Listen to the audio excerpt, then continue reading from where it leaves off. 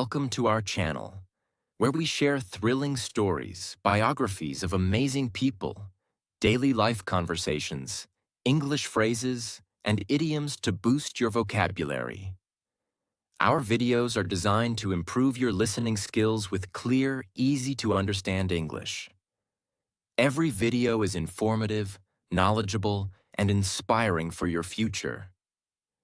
Today's story is about one of the most important and unforgettable events in human history, World War I. We will explore how it started, what led to it, and how it shaped the world. This will be a powerful and detailed journey through history, explained in the simplest way so that you can improve your English while learning about history. Make sure to subscribe and leave a comment on what you think about World War I. Chapter 1. The Spark That Set the World on Fire. The year is 1914, and Europe is like a house built on weak foundations, waiting for the slightest tremor to bring everything crashing down. Nations have been competing for power, growing their armies, forming secret alliances, and watching each other with suspicion. The air is thick with tension. A single spark could ignite an explosion. On June 28, 1914, the morning sun casts a warm glow over the city of Sarajevo, Bosnia. It is a day of celebration. The streets are decorated with flags, and people line up along the roads, waiting for the arrival of Archduke Franz Ferdinand, the heir to the throne of Austria-Hungary. With him is his wife, Sophie, elegant and smiling as she waves at the crowd. They have come on an official visit, but beneath the surface, Sarajevo is a city boiling with anger. Many Serbians despise Austrian rule and dream of a free Serbia. Hidden among the crowd are assassins, young, determined, and ready to strike. One of them is Gavrilo Princip, a 19-year-old Serbian nationalist. He is small, thin, with dark eyes filled with determination. He belongs to a secret organization called the Black Hand, whose goal is simple: kill Franz Ferdinand and send a message to Austria. The Archduke's car, an open-top vehicle, moves slowly through the streets. The crowd cheers, but the assassins are waiting. Suddenly, one of them throws a bomb. The bomb flies through the air, spinning toward the car. But at the last second, Franz Ferdinand sees it and throws it away. Boom! The explosion shatters windows, injuring officers and civilians. Smoke fills the street, screams, panic, people running in every direction. The assassins scatter, knowing they have failed. The police capture the bomber within minutes. But the Archduke is alive. He should have left the city immediately. But instead, he makes a decision that will seal his fate. Instead of returning to safety, Franz Ferdinand insists on visiting the hospital to see the officers injured in the bombing. He is a military man, proud and stubborn.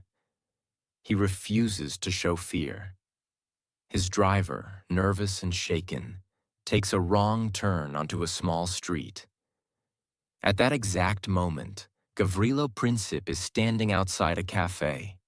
He had been sulking in frustration, thinking the mission had failed. But then, he sees the Archduke's car. It has stopped right in front of him. His hands tremble, but his mind is clear. He pulls out his pistol. One deep breath. A bullet tears through Franz Ferdinand's neck. A second shot hits Sophie in the stomach. The driver panics, speeds away. Blood spreads across the Archduke's uniform. He tries to speak but chokes on his own blood. Sophie, already unconscious, slumps onto him. Within minutes, both are dead. Europe will never be the same again. The news spreads like wildfire. Austria-Hungary is outraged. The government immediately blames Serbia and demands that Serbia punish those responsible. But Serbia, feeling confident with Russia's support, refuses to bow down.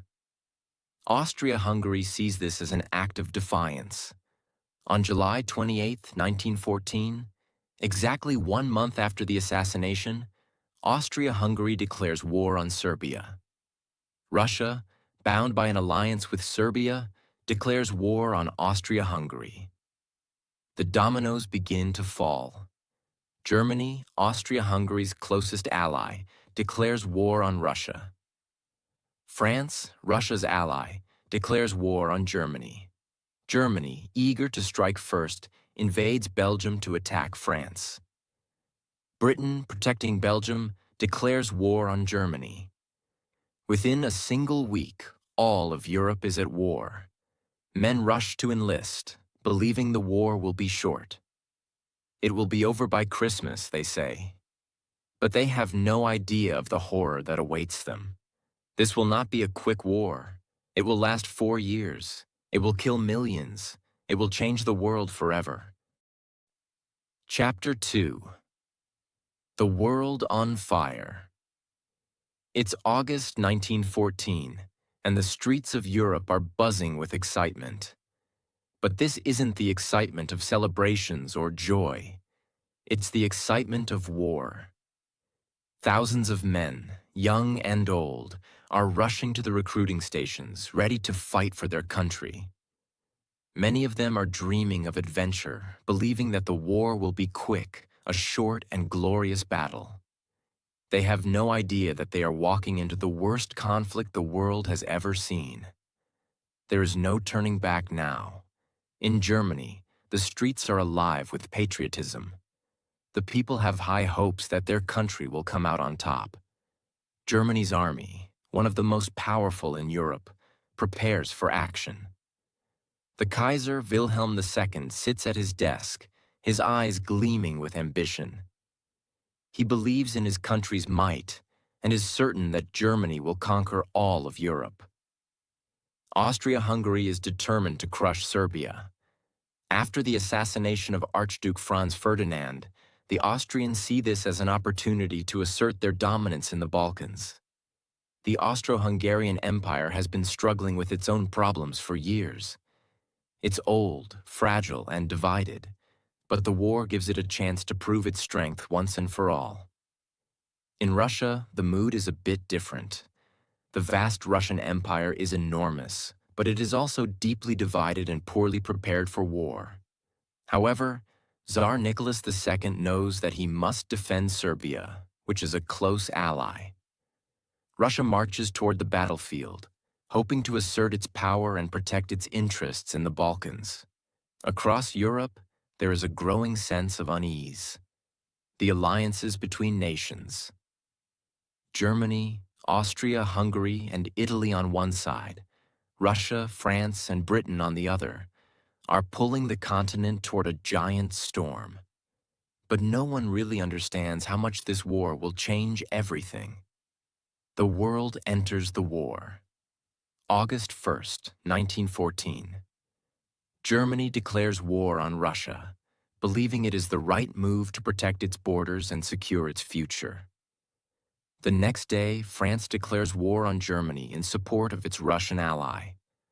On August 3rd, Germany invades Belgium, marching toward France, hoping to avoid a two-front war by defeating the French quickly. Belgium's neutral status is ignored. Germany doesn't care. The Belgian army fights bravely, but they are overwhelmed. Thousands of civilians flee in terror as German soldiers march through their towns, burning villages and taking control of cities. Belgium's capital, Brussels, falls under German occupation. The world watches in horror. The brutality of the invasion shocks everyone. But it also has a ripple effect. Britain, who had promised to protect Belgium's neutrality, declares war on Germany on August 4th, 1914. Now, it's no longer just a few countries involved. The entire continent is in flames. As the war stretches on, something unexpected happens. Instead of quick, decisive battles, the war turns into a grinding, slow battle of attrition. Both sides dig in and begin to build trenches, deep, muddy, rat-infested holes in the ground where soldiers live, fight, and die. This is where the war truly starts to change. For the next 4 years, millions of men will live in these trenches, fighting for small pieces of land that will cost them everything. Imagine a soldier waking up in the morning. The first thing he feels is the cold mud beneath him. The smell of rot, sweat, and blood fills the air. Above ground, there is nothing but gunfire, explosions, and death. The soldiers are constantly under attack, sometimes from machine guns, sometimes from artillery shells that explode in the air with terrifying force. But it's not just the fighting that is terrifying. It's the mental toll that war takes on these soldiers. The constant fear, the feeling of hopelessness. They are stuck in the trenches with no way out, no future. The war seems endless. Every day is a battle just to stay alive. The Western Front, a line that stretches from the North Sea through Belgium and across northern France, becomes the most horrific part of the war. In these muddy trenches, men will fight for months over a few inches of land. No matter how hard they fight, no matter how many soldiers are lost, they are always at a standstill. The Germans on one side and the Allied forces, Britain, France, and later the United States, on the other. It's like a deadlock, a constant push and pull. One of the first major battles on the Western Front is the Battle of the Marne in September 1914.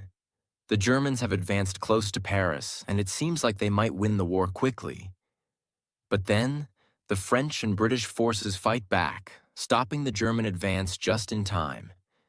The Germans are forced to retreat, and the front lines settle into that deadly trench warfare. But in the trenches, it's not just soldiers who suffer. It's the civilians, too. Entire towns are destroyed. Homes are lost. Families are torn apart. Many civilians are forced to flee their homes, leaving everything behind just to survive. The Eastern Front in the east, between Russia and Austria-Hungary, is just as brutal. But it's different. The Russian army, though large, is poorly equipped and disorganized. Germany and Austria-Hungary crush them, forcing Russia to retreat.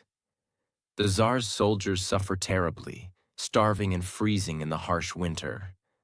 But still, the war rages on. Months go by, and the soldiers begin to realize that they are trapped.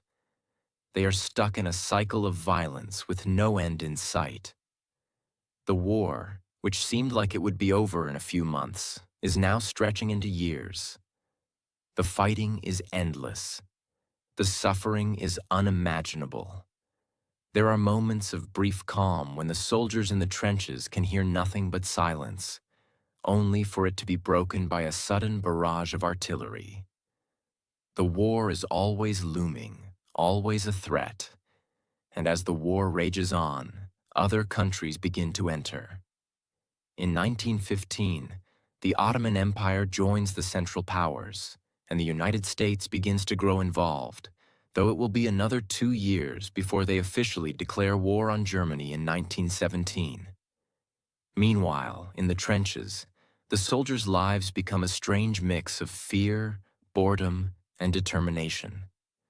They hear the sounds of machine guns and shells exploding in the distance. At night, they count the stars and wonder if they will see the sunrise. Their friends die beside them, and they wonder, why? Why is all of this happening?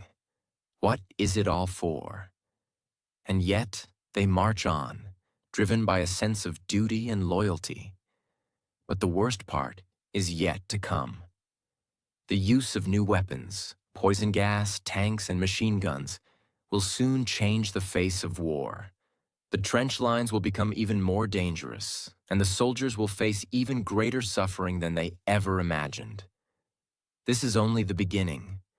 The world is still in the early stages of this monstrous conflict. And yet, the soldiers know this.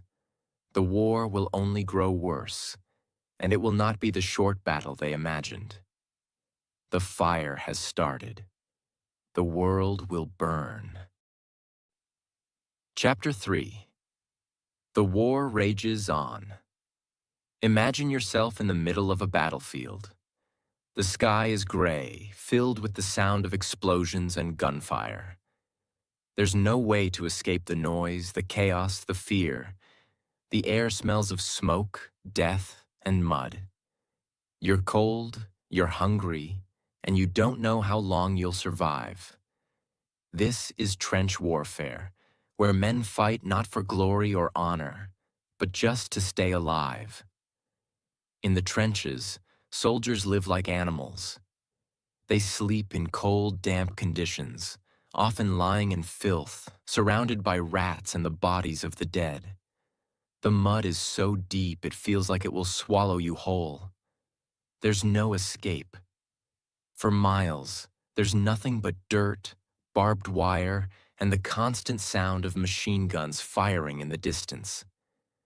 Every soldier in the trench faces this same grim reality. But it's not just the physical conditions that break them. The mental toll is just as horrifying. Every day you fear being shot, being blown to pieces, or dying from disease. Shell shock becomes common, a terrifying condition where soldiers lose their minds from the constant pressure. Many soldiers will never recover from the psychological scars of war.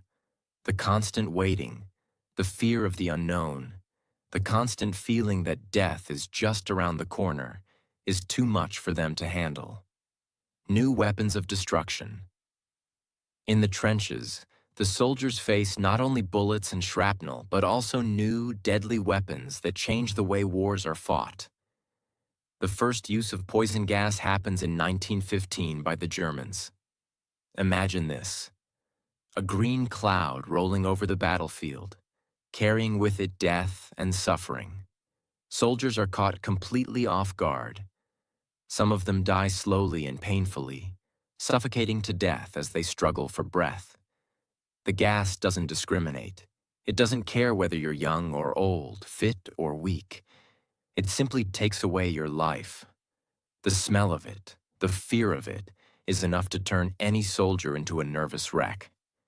They don't know when it will come, but when it does, there's nowhere to hide. And that's just one of the new weapons. Alongside poison gas, machine guns, artillery shells, and even the first tanks are introduced. The tanks, which are supposed to be the future of warfare, are slow and clunky, but they can smash through trenches and crush soldiers under their heavy tracks. As new weapons are used, the fighting becomes even more brutal and indescribably horrible. Soldiers who once thought the war would be over soon, perhaps with a quick victory, now realize that this is something completely different. This is no longer about glory. It's about survival. Now let's talk about one of the most brutal and infamous battles of World War I, the Battle of Verdun, which begins in February 1916. The French know that Verdun is crucial. It's a symbol of French strength, and if they lose it, it would be a devastating blow to their pride and their morale. The Germans, under General Erich von Falkenhayn, have a different plan. They want to bleed the French army dry. The idea is simple: to inflict so many casualties on the French that they'll be forced to surrender. They believe that France will fight to the last man to protect Verdun. And they're right. The battle rages for nearly 10 months with unimaginable casualties. Every inch of land is fought over. Soldiers are so close to each other that they can smell the enemy's sweat, hear their voices, and see the terror in their eyes. The fighting is so intense that every day feels like an eternity. There are constant bombardments, and soldiers are forced to take cover in the deep, damp bunkers. The French are fighting for their homeland, and they refuse to back down. But the Germans are just as determined. Thousands of men die each day. The smell of death fills the air. At the end of Verdun, the French have lost 300,000 men, and the Germans have lost nearly the same number. And for what? Nothing. The front lines don't move. The soldiers are no closer to victory than they were before the battle began. As the battlefields of World War I grow more brutal, the nature of warfare itself begins to change. This is no longer a war of glorious charges and bravery on horseback. This is a war of technology, of machines, and of death from a distance. The soldiers who fought in this war are no longer fighting face to face. They are fighting in trenches, behind barbed wire, and using weapons of mass destruction. But what's even more heartbreaking is that entire generations of men are being lost in this war. Young men, many of them still boys at heart, are sent off to die in a foreign land, never to return home. These men are fighting not for freedom or honor, but because they've been told that it's their duty. They fight not for a cause they believe in, but because they have no choice. For the families at home, the war becomes an endless wait. Mothers, wives, and children wait for letters from the front, hoping that their loved ones are still alive. They cling to every word, reading them over and over, hoping to catch some hint that their soldier is safe.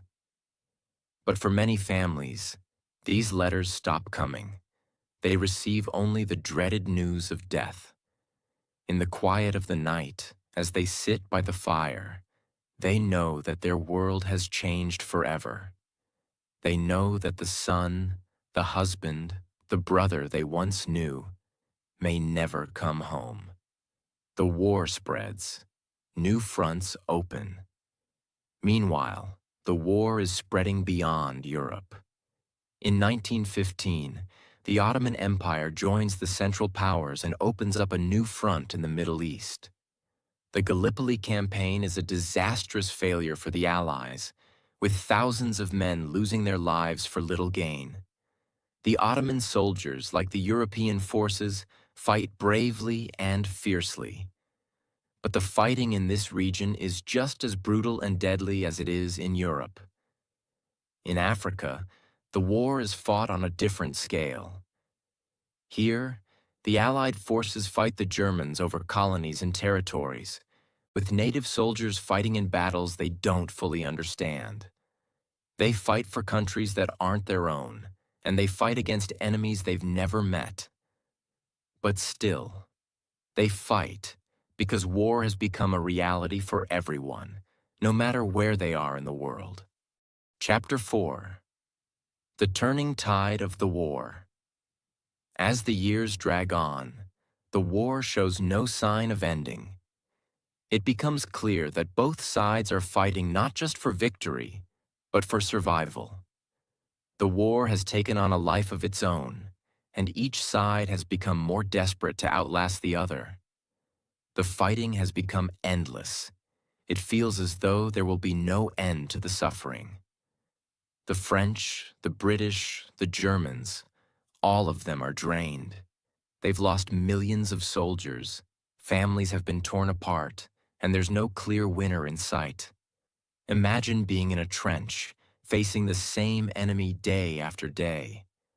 The same endless bombardments, the same horrifying screams, the same mounds of bodies. You begin to wonder if there's anything worth fighting for anymore. But despite all of this, the soldiers continue to fight, not for glory, but because they must. By 1917, the situation is desperate for the Allies. The Central Powers, led by Germany, are pushing hard, and the Allied forces are running out of strength. The French soldiers have fought tirelessly for years, but they're exhausted, both physically and mentally. The British forces are also struggling, and the United States has just entered the war, bringing hope but also new challenges. It's in the year 1917 that a new sense of urgency begins to spread. The Allies know they need to win, and they need to win soon, before the Germans completely break them. The German army, too, is starting to show signs of wear. The soldiers are tired, they're hungry, they're starting to lose hope. The shocks of war have left their mark on everyone, and the Germans know that they are fighting on the brink of collapse. The United States enters the war. Then, in April 1917, something incredible happens.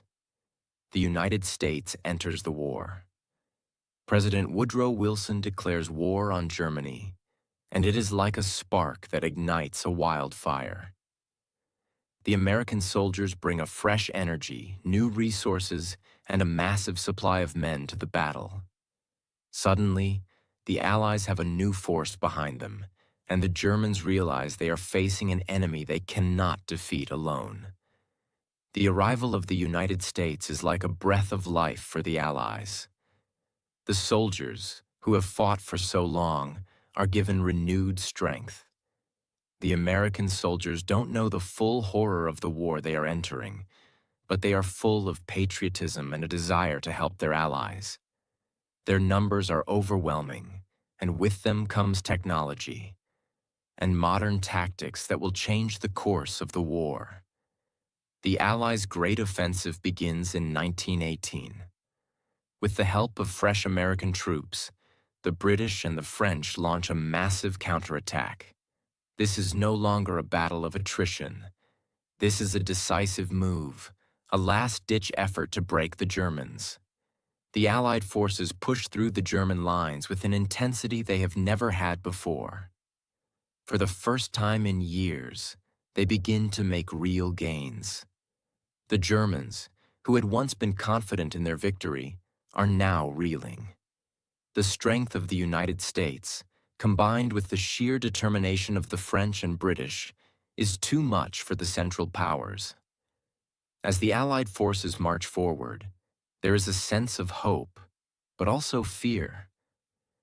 Everyone knows this could be the end of the war, but no one knows how many more lives will be lost before it's over.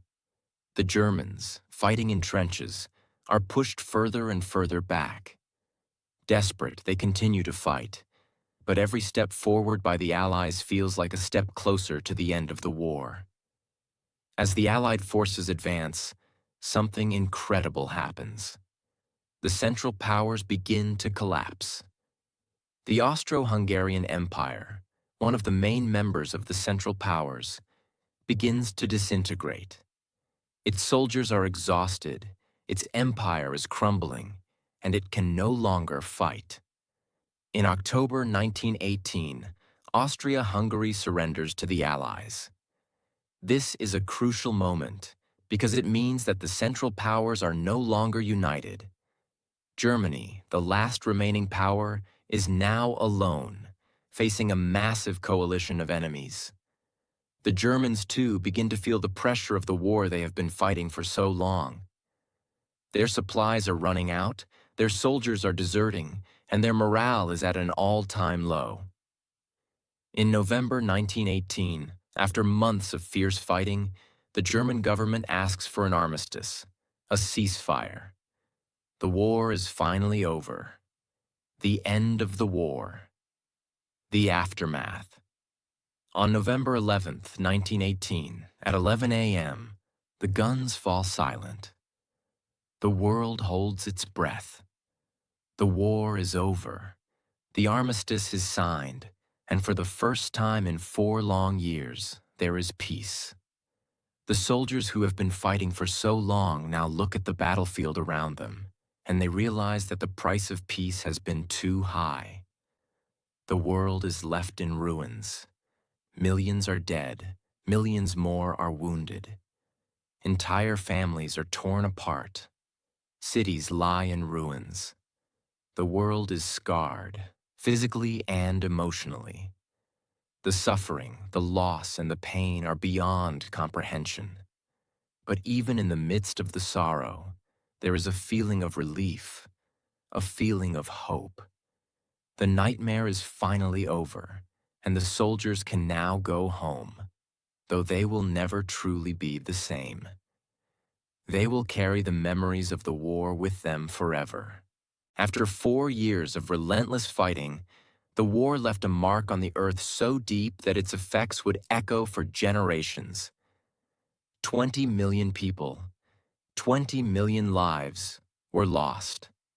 The numbers themselves are almost incomprehensible. Imagine whole cities wiped out, entire families erased, all because of this war. The number of dead soldiers alone was staggering.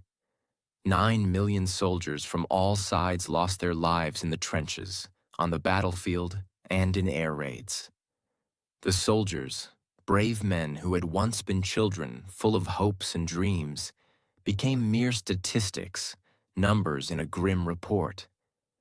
Men went to war, and some never even returned, leaving behind grieving wives, mothers, and children who would never feel their touch again. But it wasn't just the soldiers who paid the price.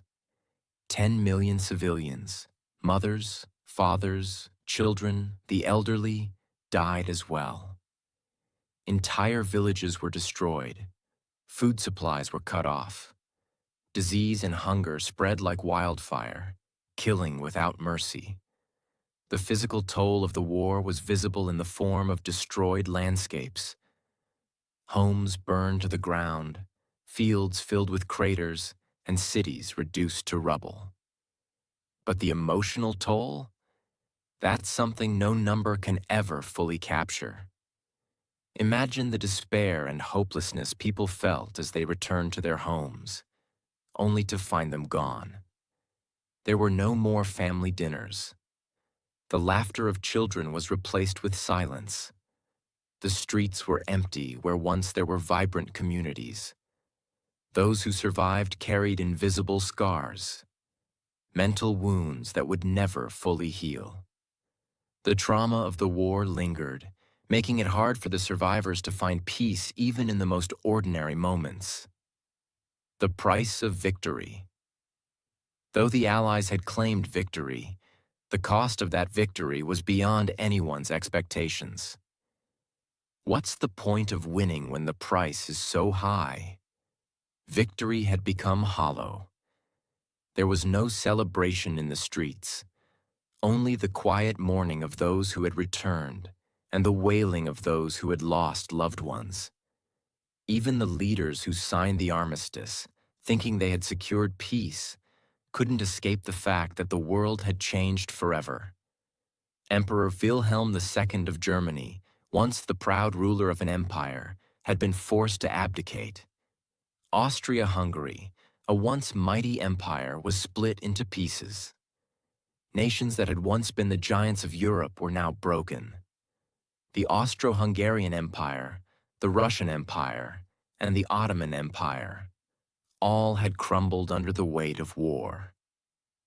The leaders gathered in Versailles, France, to sign the Treaty of Versailles in 1919. It was supposed to be a treaty of peace, but instead, it set the stage for future turmoil. The treaty placed the blame for the war squarely on Germany's shoulders, forcing the country to pay heavy reparations and disarm its military. Germany was humiliated, and its people felt betrayed by their own government. This treaty sowed the seeds of resentment and anger that would eventually give rise to World War II. And what about the soldiers who made it back? The men who returned from the front lines, who had witnessed horrors beyond imagination. They came home, but they were never truly the same. The physical scars were easy to see, limbs lost, wounds that would never heal. But the mental scars were hidden deep inside them. The war had broken something in them that could never be fixed. Imagine being one of these men, walking back into a world that feels completely foreign. A world where people talk of peace, but you've seen the worst of humanity. You've stared death in the face, heard the screams of your friends, and smelled the fumes of burning cities. How could you return to normal life after that? Post-traumatic stress disorder, PTSD, wasn't recognized back then, but many of these men carried it with them for the rest of their lives. Nightmares, flashbacks, and overwhelming feelings of guilt. They had survived, but at what cost? They had sacrificed their innocence, their humanity, and their futures. Many of these men could never truly reintegrate into society. The world had moved on, but they had been left behind, lost in the shadow of war. But in the ashes of this destruction, there was also a sense of rebirth.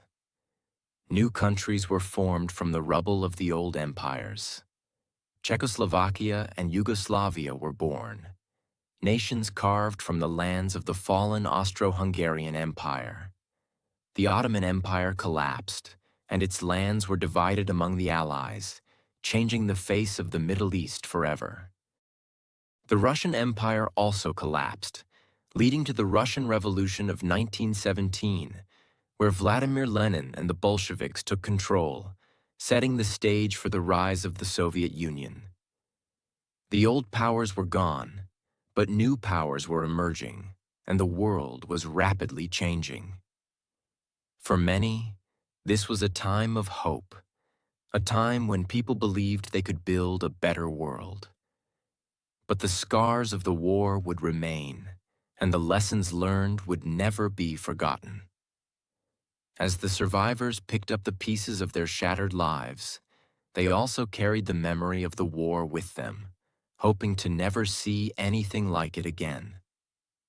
Today, when we think about World War I, we don't just think about the battles, the weapons, and the politics. We think about the lives lost, the dreams shattered, and the families destroyed. We think about the soldiers who went to war, not knowing they would never return. We think about the survivors who came home, only to find that their home was no longer the same. Every memorial, every grave, every poignant symbol, they remind us of what happened. The war may be over, but its legacy lives on. The soldiers who died are not just numbers. They are fathers, sons, brothers, friends. We must never forget them. And as we reflect on the war, we realize that the true lesson is not just about the horrors of war, but about the importance of peace. We must honor the memories of those who fought and died by ensuring that their sacrifices were not in vain. We must work to create a world where such a catastrophe never happens again. The fire of this war still burns in our hearts today. The lessons we learned about the consequences of unchecked nationalism, about the horrors of warfare, and about the power of resilience are lessons we must carry with us forever. The world has changed, but we must remember. The pain and loss of World War I should never be forgotten. It is a part of our history, and it is a reminder that peace must never be taken for granted. And so, the story of World War I ends, but its echoes will never fade. It is a story that will continue to teach us, to remind us, and to shape our future.